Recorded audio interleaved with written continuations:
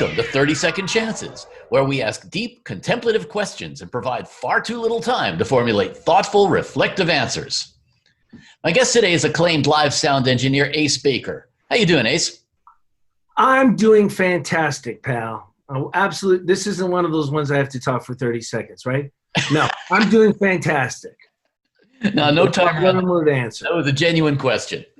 Oh, okay. Yes, I'm doing great. Thank you for asking. I hope you're doing well. Thank you for asking me to do this, because to be honest, I haven't talked to anybody else all day, and I'm going crazy here. So thank you very much.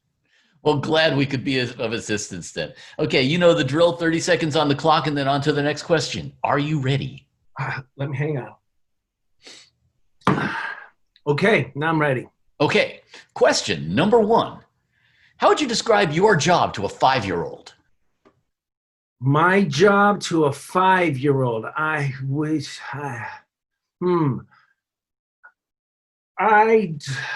well, I think I would probably just, my nephew's 4, so I have a basis on this. I think I would just, I think I would explain to them a little bit about music, that I work in music, and maybe try to demonstrate some music to them. I don't think I would get anywhere into the weeds about sound or any of that sort of stuff. I think it would just be about music.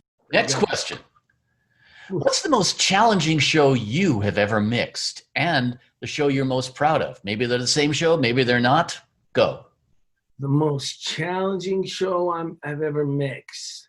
Well, there have been places that have been really funky and horrible, you know, that the whole time you're mixing, you know that it sounds terrible, and you just want to get the gig done with so you can move on. Those are usually horrible experiences. So that could be any number of gigs, actually. There's just any of those sideways gigs, and there have been a few in the 30 years.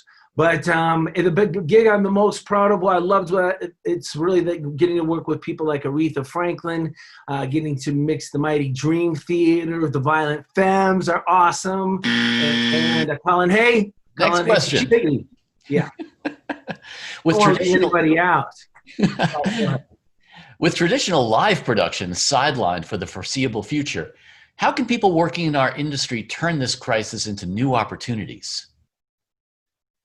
Into new opportunities work-wise? I don't know. I have no idea. I'm one of the people who don't know, who wakes up every day and turns on my TV just to find out, is the rest of humankind completely destroyed and I'm the last one left, or have we found a solution?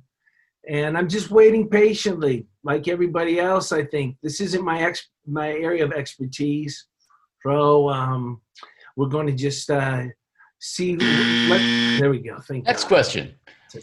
Do you see a future for more immersive content, AR, VR, immersive audio in lieu of live events?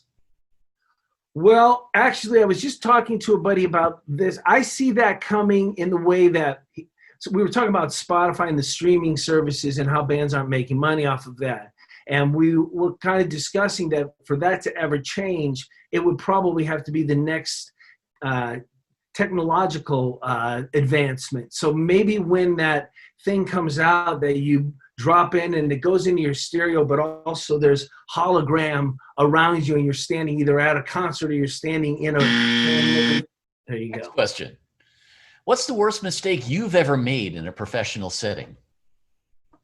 The worst mistake? Oh, yeah. If you're like me, there's a long list. There's a long list. I mean, I have ones that some that really bother me because it was things that I did that was stupid, learning along the way, you know. I would think that probably this the worst mistake I've ever made is maybe times when I've been maybe not a great crew member. I don't know, maybe somebody who was a dick to somebody for no reason. Or, Next question. What would 15-year-old you be most and least impressed with about you now? Well, he would be really, 15-year-old me might be impressed with the people I've worked with, because I've got to work with a lot of people that I was listening to when I was 15 years old. Probably the most excited about working with Steve Martin, which I got to do one time.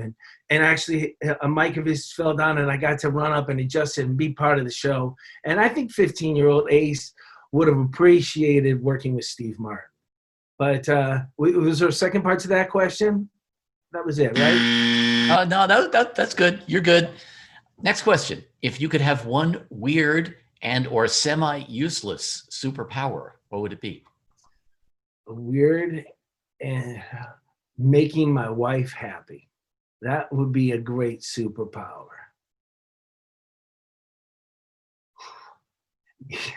Spouse dude. Man, you know, happy wife, happy life. And so that would be a great superpower to have if suddenly I could fix everything in the relationship that at that particular second. And I love my wife and we get along great, but that would still be a great superpower. Especially now being home all the time, right? Well, it's been great for my wife and myself, actually, because I met her 20 years ago.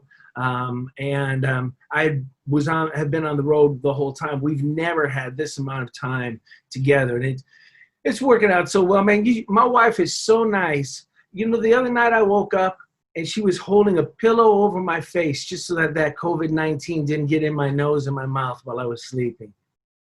She's a sweet, sweet lady. So that's why I would like to have that superpower. Oh man. Okay.